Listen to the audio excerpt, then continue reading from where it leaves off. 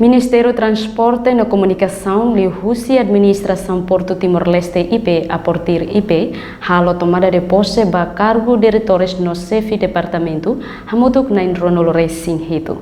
Cerimônia tomada de posse estrutura Portil IP, quinta-feira, Loron 5 Fulang Maio Tinangne, ia Salão Universidade Oriental Timor-Leste, Unital dele, atu hakbit servidor a Portil, onde assegura qualidade de serviço atendimento público.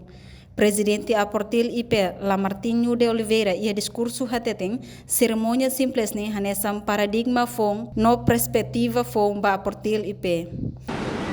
Hanesam itu taten kata, ita paradigma fong, o perspectiva fong ba Portil. Oímos ita tamana ba 20 anos acordo 5 maio. História boa tira aqui. Bele, justi acordo 5 de maio, Timor-Leste, ela alcança a autodeterminação. PBB, Indonésia, Portugal, decide hoje, 00 horas, waktu ONU-nya.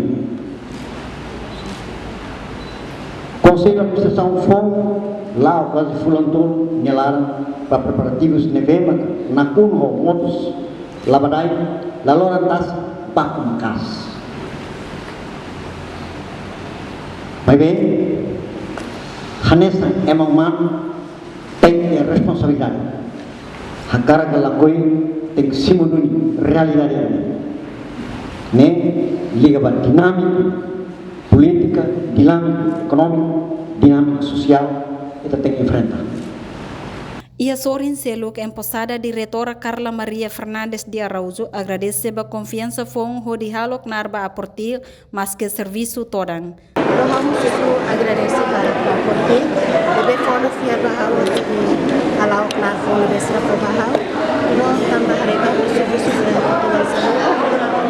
Deve haver todos os negócios financeiros, mas que ao cargo da pessoa se garante que o serviço Reportagem Valdino Lelan, Televisão Timor-Post.